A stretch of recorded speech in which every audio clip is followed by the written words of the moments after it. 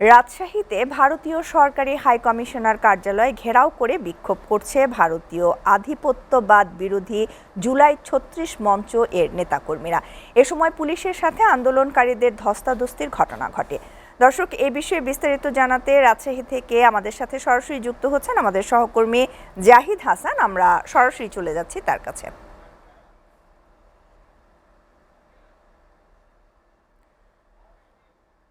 জাহিদ, আন্দোলনকারীরা ঠিক কোথায় কোথায় অবস্থান করছেন এবং এই বিষয়ে কি কি তথ্য আছে আপনার কাছে? শ্যামলী, আজকে আমরা মুসলিম হিসাবে নামাজ পড়েন, দেশ থেকে বিক্রি করছেন, সমস্যা নেই, আপনি নামাজ পড়েন, ইমানটা বিক্রি করেন না।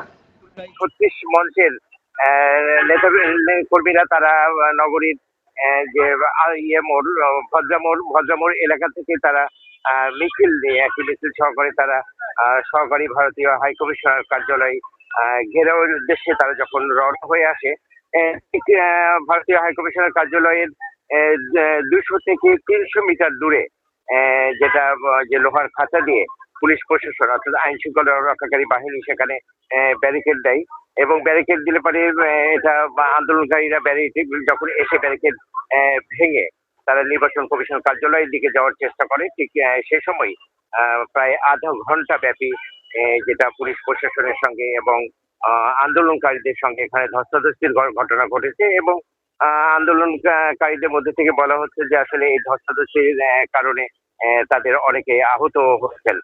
তবে অবশ্যই সেটি তেমন উল্লেখযোগ্য নয়। ঠিক এই মুহূর্তে আমরা যেমনটা দেখছি যে ঠিক ব্যারিকেডটি আরো একটু এগিয়ে নিয়ে এসে ঠিক ৪০০ থেকে ৫০০ মিটার দূরে পুলিশের অবস্থান, লোহার খাঁচা দিয়ে তারা ব্যারিকেড সৃষ্টি করছেন এবং পুলিশের বিভিন্ন ইউনিট এখানে তারা অবস্থান করছেন।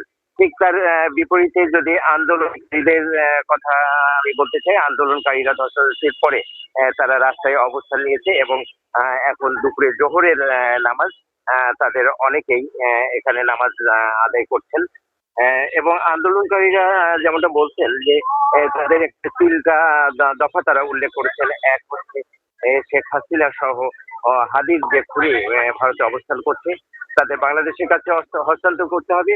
ঠিক এটি না হওয়া পর্যন্ত ভারতীয় হাই কমিশনারের সমস্ত কার্যক্রম বন্ধ থাকবে এবং তারা আরো একটি দফা দাবি করেছেন যে তাদের যৌক্তিক যে দাবি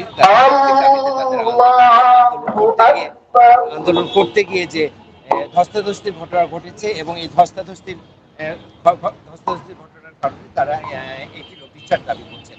অর্থাৎ এই ৩ দফা তাদের অবস্থান এবং তারা যেমনটি জানিয়েছেন যে তারা এই দাবিটা আদায় না হওয়া পর্যন্ত তারা এখানে রাজপথে এখন পর্যন্ত এই ছিল আমার কাছে সর্বোচ্চ। জাহিদ, আপনাকে ধন্যবাদ, আপনি নিরাপদে থাকবেন।